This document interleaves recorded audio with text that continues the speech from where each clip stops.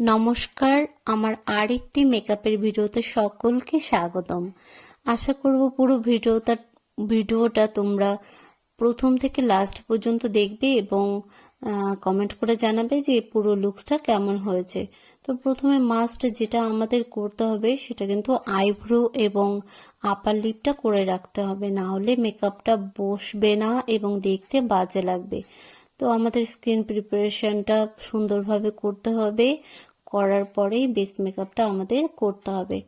তো যখন গরমের সময় তো স্কিন প্রিপারেশনটা সুন্দরভাবে করতেই হয়, এটা মাস্ট করতেই হবে, না হলে কিন্তু বাজে মানে ঘাম হয়ে যাবে, তখন বসবে না মেকআপটা, খুব বাজে একটা ব্যাপার হয়ে যায়। তো আর এই যে দেখো আমাদের বেস মেকআপটা করার পরে দেখতে কতটা অদ্ভুত লাগে, তাই না? তো এই অদ্ভুত মানে লাগাটা কিন্তু স্বাভাবিক। এটা তোমাদের মনে হবে যে কতটা হেভি মেকআপ হয়ে গেছে, বাজে লাগছে দেখতে, সেটা নয়। এটা পুরো লুকসটা যখন তৈরি হয়ে যায় তখন অন্যরকম একটা লুকস চলে আসে, সেটা কিন্তু ভয়ের কোনো ব্যাপারই থাকে না। তো যারা ব্রাইডরা আছো যে অনেকটা হেভি মেকআপ লাগবে সেই ভেবে সাজতে চাইছো না, তাদের ক্ষেত্রে বলবো তারা অবশ্যই তোমরা করতে পারো, কোনো ভয়ের কিচ্ছু নেই। ব্রাইডাল এইভাবে সুন্দর করে যদি এইচডি মেকআপ করতে হয় তাহলে এটুকু একটু দেখতে লাগবে প্রথমে। তো সেই কারণে আমাদের যখন আমি শিখেছি তখন আমাদের বলেছিল যে যারা নতুন ব্রাইড থাকবে, কোণে আর কি, বিয়ের কোণে, তাদেরকে আয়না না দেখাতে। তো আয়না দেখলে তখন প্রথমেই ভাববে যে এটা কেমন একটা দেখতে লাগছে, বাজে দেখতে লাগছে।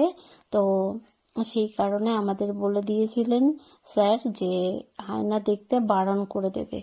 তো যাই হোক, কিন্তু সেটা তো সবাই শোনে না, সবাইকেই আয়না দেখাতেই হয়, এটা কোনো কথা নয়। কিন্তু যখন তাদেরকে বলতে থাকতে হয় যে পুরো লুকসটা একটু দেখো দেখো, তারপরে বুঝতে পারবে যে কেমন হয়েছে, তার প্রথমেই দেখে ভয় পেয়ে যায়। তো ভয়ের কোনো কারণ নেই। তো দেখো এই যে আই মেকআপটা করছি, আই মেকআপটার কর্নারের দিকটা কিন্তু একটু ডিপ কালার দিতে হয়, দেখতে বেশ সুন্দর লাগে। আর জেল লাইনারটা পরালে কি হয়, আই মেকআপটা ঘেটে যায় না।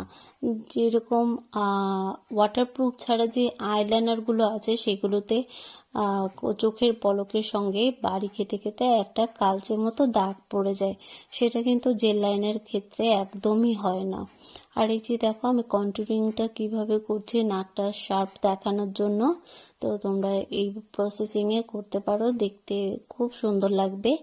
আর যদি কপাল বড় থাকে তাহলে কিন্তু কপালে অবশ্যই কন্টুরিংয়ের পাউডারটা দিয়ে নিতে হবে।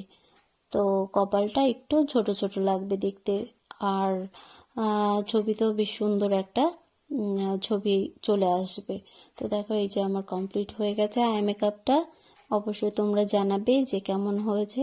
আর আমি কলকা করতে শুরু করে দিয়েছি, যেহেতু এটা আমি একটা কোণে সাজাচ্ছি, কোণের লুকস করব।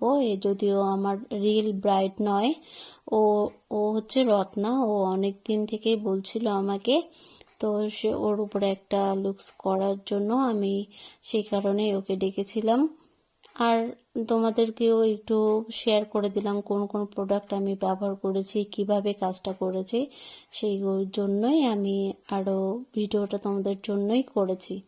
তো দেখো আমার কমপ্লিট হয়ে গেছে কলকাটা। আর কলকার মধ্যে যদি রেড কালারটা না দেওয়া হয় তাহলে কিন্তু কলকাটা ফোটে না। আমার ক্ষেত্রে তো মানে আমার ভীষণই পছন্দের হোয়াইট এবং রেড দিয়ে কলকা করা। তো তোমাদের কীরকম কি পছন্দ সেটা অবশ্যই জানাবে। এই যে আমার লুকসটা কমপ্লিট হয়ে গেছে, দেখো পুরো লুকসটা আমার কিন্তু কমপ্লিট হয়ে গেছে। আর পুরো ভিডিওটা আমি অরিজিনাল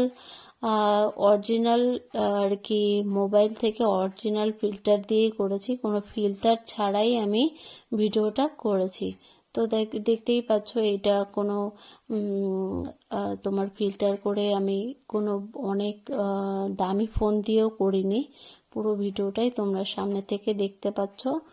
তো দেখে অবশ্যই জানাবে, ভালো লাগলে লাইক কমেন্ট করে দেবে। আর যারা সাজতে চাইছো অবশ্যই আমার সঙ্গে যোগাযোগ করতে পারো। টাটা।